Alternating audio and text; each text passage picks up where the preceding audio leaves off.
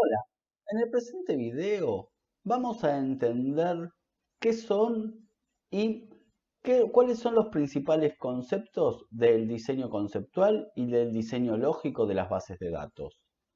Para eso vamos a trabajar principalmente los siguientes temas. Vamos a ver qué es el diseño conceptual y justamente entender sus principales componentes como son las entidades, las relaciones, las restricciones y justamente cuál es la relación que tiene este diseño conceptual con el diseño lógico y cómo pasar de uno al otro a través de dos métodos, el método abajo arriba y el método arriba abajo que vamos a ver en profundidad en otro video. Ahora, justamente el diseño conceptual está relacionado con poder entender cuáles son las necesidades de los datos que vamos a tener almacenados en un sistema de información y que nos van a permitir generar información y por otro lado, o sea, la información que necesitan los distintos usuarios o los datos que necesitan los sistemas para ejecutar los procesos. Entonces, es un modelo que está planteado desde las necesidades de información y no tanto desde la tecnología o de limitaciones que nos puede dar la tecnología para implementarlo. Viendo qué es el modelo conceptual, vamos a ver que en principio va a servirnos para entender cuáles son las entidades. Las entidades justamente son hechos, personas o cosas, ¿sí?, sobre las cuales nos interesa representar información. Vamos a ver cuáles son las relaciones que existen justamente entre esas entidades. Y por último, plantear también qué restricciones existen en esta realidad, ¿sí?, que es la que solemos llamar sistema objeto, porque esas restricciones también tienen que estar representadas en estos datos que vamos a estar guardando. Pero esto solo vamos a estar mirándolo, por un lado, de entender que estas entidades y relaciones existen infinitas dentro de la realidad y nosotros parte del diseño es entender cuáles son aquellas que nos parezcan relevantes y por otro lado, que no solo esté planteado desde una visión de las necesidades de este momento, sino que también tenemos que tener la capacidad de entender la visión futura. ¿Por qué? Porque los datos que esté guardando, o sea, cuando necesiten en el futuro la información, solo va a ser posible si previamente se fueron guardando los datos. Por lo tanto, en el diseño de base de datos es muy importante tratar de entender justamente qué información voy a necesitar en el futuro para empezar a guardar datos desde el presente. Ahora, justamente el proceso de pasar de este diseño conceptual después al lógico es que justamente estas entidades, relaciones y restricciones que pude plantear en mi diseño conceptual y que van a surgir de distintas visiones que van a tener, que en el fondo van a ser visiones parciales de distintas áreas o áreas de usuarios que tenemos dentro de la organización, nos van a servir para entender y construir submodelos que cada uno va a tener entidades, relaciones y restricciones desde esa visión parcial y que justamente el proceso de construcción va a ser construir esos submodelos para después integrarlos con sus intersecciones y sus sumatorias en un modelo conceptual integrado. Y que después justamente ese modelo conceptual integrado es el que nos va a servir agregándole elementos que nos sirvan para implementarlo finalmente en el esquema de una base de datos en el modelo lógico. ¿Sí? Tratando de eso de entenderlo desde y profundizar un poco en los conceptos que recién vimos, vamos a trabajarlo todo desde un ejemplo. Entonces, tomemos una entidad, yo les dije que son cosas, personas o hechos, podrían ser los empleados, por ejemplo, un tipo de personas que se relacionan con nuestra organización y sobre las cuales nos interesa poder tener una buena representación. Entonces vamos a plantear que vamos a tener ocurrencias, ¿sí?, que van a ser, si en esta representación, las filas, o sea, cada una de las instancias de este empleado que es la entidad. Vamos a tener los atributos que van a ser justamente cada una de las características o propiedades a través de las cuales queremos representar a la entidad, y cada uno de esos atributos va a tener valores, ¿sí? Distintos valores va a poder asumir, y los distintos posibles valores que puede asumir un atributo es lo que llamamos el dominio. ¿Sí? A partir de eso podemos hacer distintas caracterizaciones o taxonomías de estos atributos y vamos a poder definir si es un atributo simple, como acá tenemos el nombre, o compuesto cuando definimos nombre y apellido como un único atributo compuesto, donde se descomponen dos atributos simples, o podríamos plantear la fecha de nacimiento, que es un atributo compuesto que se puede descomponer en atributos simples como día, mes o año. Monovalorado o multivalorado,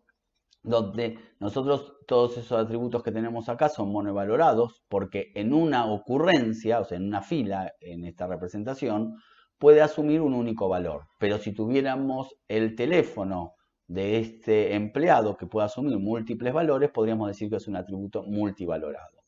Almacenados, ¿sí? O derivados. Derivados van a ser, si define un atributo, que podría no necesitar ser almacenado porque puede ser calculado a través de uno que está almacenado. Por ejemplo, la edad, ¿sí? De este empleado podría ser calculado a través de uno almacenado como la fecha de nacimiento.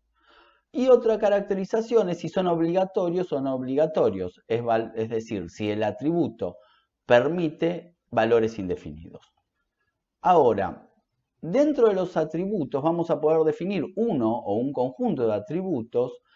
que vamos a llamar claves y de distintos tipos. Por ejemplo, vamos a tener por un lado la clave primaria o la clave alterna, que en ambos casos lo que llamamos son claves candidatas que permiten identificar unívocamente una ocurrencia del resto, es decir, que los valores que asuman esos atributos que definamos como claves primarias o claves alternas no se van a poder repetir en dos instancias, en dos ocurrencias distintas. ¿Sí? Es por eso que justamente nosotros lo que vamos a tener que validar es que cuando tenemos distintas claves candidatas, vamos a definir a través de una serie de requisitos cuál es la más eficiente y vamos a definir que una es la primaria y otra u otras van a ser claves alternas. Esas características son que tengan la mínima cantidad de atributos posibles, tengan la menor longitud de esos atributos, y si igual se siguen equiparando, vamos a ver de que la que tenga menor frecuencia de cambios, y si no, también cuál de las dos es más cercana a la perspectiva del usuario. Veamos un ejemplo. Si acá yo tengo el legajo y el quill, vamos a ver que en ambos casos pueden identificar unívocamente una ocurrencia, pero el legajo, como es de menor longitud, los dos son mínimos atributos porque son un solo atributo, pero voy a elegir el legajo porque tiene menor longitud, ¿sí? Ahora, otro concepto que vamos a poder ver es el de la clave subrogada, que es justamente un atributo que se inventa, o sea, es un atributo ficticio porque no es de la realidad, sino que lo invento solamente con el objetivo de que sea su clave primaria. Sí, a eso es lo que se llaman claves subrogadas. A veces se abusa bastante en los diseños de base de datos, ¿sí? Y yo creo que hay que tener bastante cuidado y sobre todo a nivel de diseño conceptual donde no representa absolutamente nada.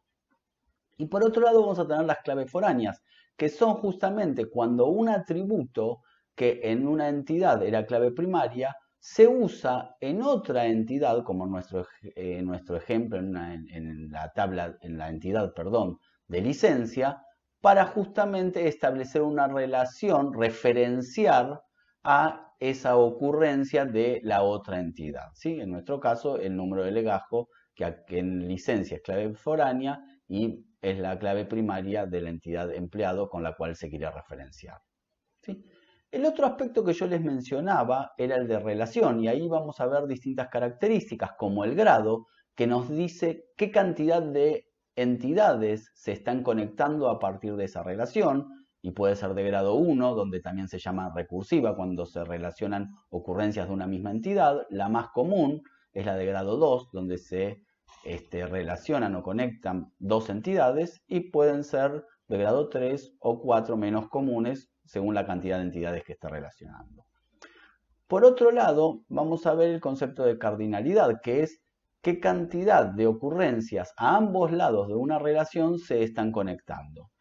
Podemos analizarla a través de máximos, por ejemplo, ahí se hace la representación de relaciones de uno a muchos o de uno a uno. En este ejemplo, entre empleado y licencia, es una relación de uno a muchos, porque decimos que un empleado puede tener más de una licencia, por lo tanto su máximo es muchos, en cambio una licencia como máximo va a estar relacionada con una única ocurrencia de empleado, por lo tanto su máximo es 1. Pero también la cardinalidad se puede plantear a nivel de mínimos, y lo que se está planteando es si su participación es parcial o total en la otra, del otro lado de la conexión, o sea, del otro lado de la relación. Entonces ahí vamos a decir que un empleado puede no tener ninguna licencia, entonces su mínimo es 0, mientras que una licencia necesariamente tiene que estar relacionada con un empleado, por lo tanto su mínimo es 1, y por eso decimos que ahí es una relación de 0 o 1 a nivel de mínimos y de 1 a muchos a nivel de máximos. Y por último, vamos a poder plantear otro tipo de categorización de las relaciones que tiene que ver con la fortaleza de la dependencia que se genera entre dos entidades. Y ahí vamos a ver un tipo de relaciones que se llaman de identidad, donde se divide en una entidad fuerte, en nuestro caso la de empleado, con una entidad débil, en nuestro caso la de hijo de empleado, y por lo tanto esta es una relación de identidad, que lo que estamos diciendo es que la entidad que manda es la de empleado y en el fondo la de hijo de empleado, la entidad débil, simplemente es una extensión que está ampliando información a través de distintas ocurrencias de esta entidad fuerte. Mientras que la de no identidad es una relación como la que vemos acá entre empleado y licencia, donde tengo dos entidades fuertes, donde cada una tiene identidad por sí misma y lo que existe simplemente es una referencia respecto de estas dos entidades. Y un tipo particular, de alguna manera, es la de generalización, especialización, que lo que está estableciendo es otro tipo de relación, que en el fondo es una relación relacionándolo con la cardinalidad de 1 a 1, donde vamos a tener una relación de supertipo, ¿sí? en nuestro caso persona, ¿sí? que se relaciona y que va a tener la totalidad de las ocurrencias, que se relaciona con una de subtipo, que es un conjunto de las ocurrencias de la entidad de supertipo que tienen una característica particular. Bueno, y por último, nosotros vamos a tener las restricciones, y que justamente las restricciones se imponen o se definen a través de los distintos elementos que fuimos viendo. Entonces vamos a tener restricciones a través de los atributos, porque cuando definimos el dominio estamos planteando los posibles valores que voy a poder introducir en los atributos en la base de datos, o si es obligatorio o no obligatorio, o la unicidad, ya sea a través de la clave primaria o la alterna, porque no voy a dejar que se representen duplicados en esas entidades, o a nivel de la entidad cuando tengo una clave primaria compuesta, o establezco relaciones en los atributos, o inclusive cuando en las relaciones fijo cardinalidad a través de los máximos o de los mínimos, también estoy definiendo restricciones en base a lo que puede pasar o no puede pasar en la realidad, o cuando defino integridad referencial teniendo en cuenta esas características de dependencia o no en las tipos de relaciones cuando decía que eran de identidad o no identidad, ¿sí? Por ejemplo, porque si yo defino que hay una relación de identidad con una fuerte y una débil, ahí voy a estar definiendo que nunca voy a poder estar, que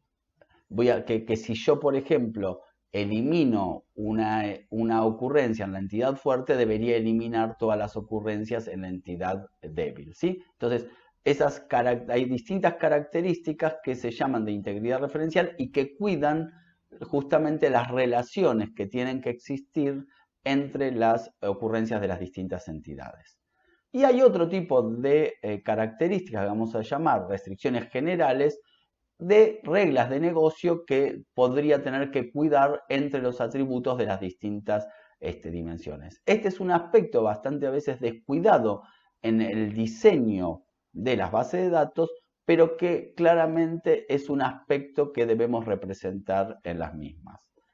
Y por último, de alguna manera, lo que quisiera plantearles es que nosotros, a partir de entender las características de la realidad que vamos a trabajar a través de distintas fuentes de relevamiento, vamos a querer llegar a un conjunto de entidades bien diseñadas en nuestro modelo lógico que sea implementable en una base de datos. Y para hacer eso vamos a tener dos métodos que vamos a ver en otro video. Uno es el método arriba-abajo, que es hacer una representación de un diseño conceptual puro que se suele representar a través de el MER, que es modelo de entidad-relación, y a partir de ahí aplicar reglas de transformación que nos lleven a este conjunto de entidades. Y el otro es el método de abajo arriba, que es tratar de plantear un conjunto de atributos que los voy a agrupar todos en una entidad universal e ir descomponiendo de esa única entidad en distintas entidades a partir de usar métodos que están relacionados con la normalización, ¿sí? Ahora, también esta normalización se aplica en el método arriba-abajo, pero de otra manera porque la descomposición se hizo a través de las reglas y lo que vamos a hacer simplemente es comprobar y validar que todas estas descomposiciones estén bien hechas respecto de no estar guardando redundancias que nos pueda traer otro tipo de aspectos. Entonces, en resumen, nosotros vimos qué es el diseño conceptual y cómo tengo que definir entidades, relaciones y restricciones, y justamente cuál es la relación con el diseño lógico, que es lo que finalmente quiero llegar para poder implementarlo en una base de datos, y cómo ese diseño lógico, a partir de entender la realidad, voy a llegar a través de dos métodos, o a través del método abajo-arriba o el método arriba-abajo. Bueno, aquí vamos a dejar este video, espero que les haya servido para entender estos conceptos. Nos seguimos viendo.